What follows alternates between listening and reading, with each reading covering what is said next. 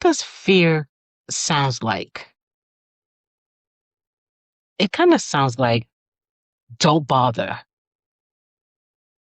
It kind of sounds like what's the point? You already know how this is going to end.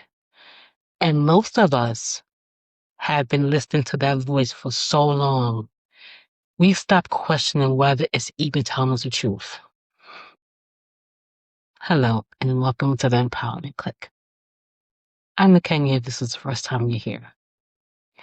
And today, we're going to talk about something that changed the way I moved through life. And maybe you've moved through life too.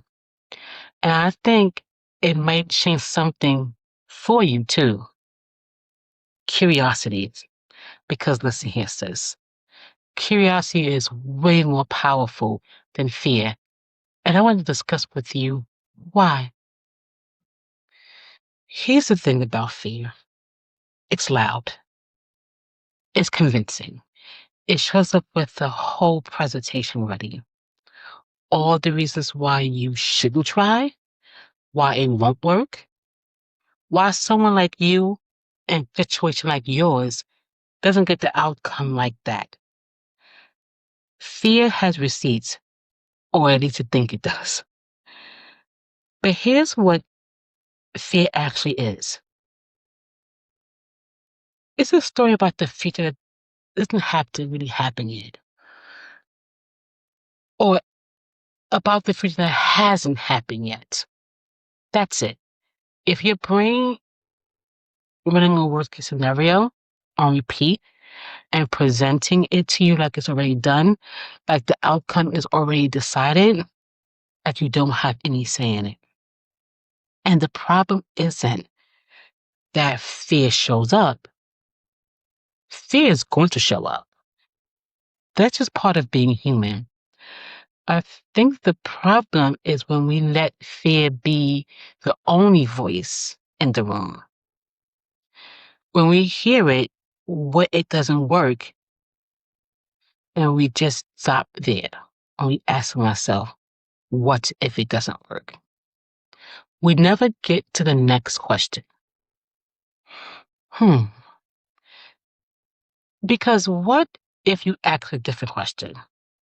What if instead of what if it doesn't work, you ask, what if it does? What if instead of I don't know enough, you ask, what would I need to learn? What if instead of like shutting the door, you just crack it open a little? Just to take a little look inside. That's what curiosity does.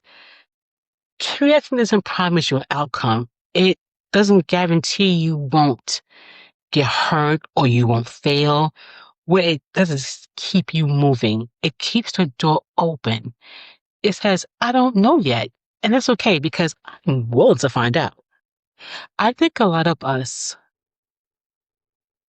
stop being curious somewhere along the way, when life got really heavy, responsibilities started stacking up, and somebody told us to be realistic somewhere in that kind of, trip, and we traded out what if for a probably not, and slowly, without even realizing it, we started letting fear make decisions that curiosity should have been making.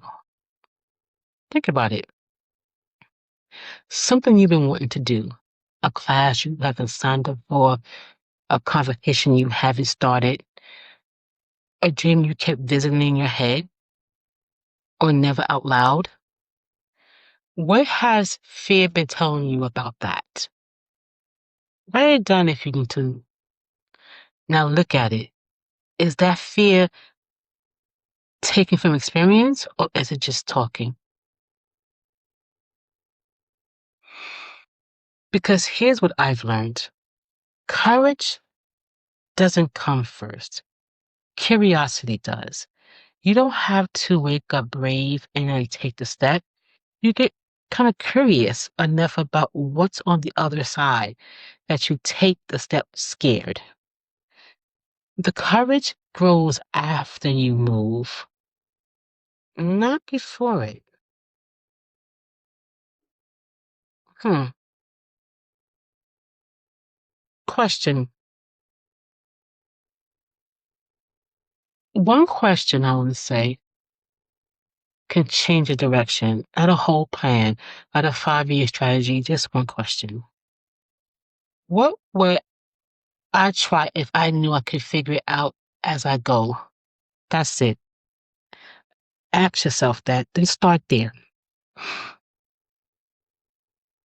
When thinking about this conversation, all I want to talk about this lives like in one of the pillars that I've always talk about.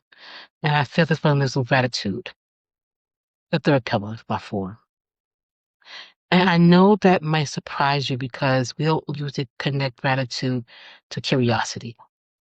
But here's a link that I kind of figure it does. Gratitude is about recognizing what you have, what you've been through, and what's still ahead.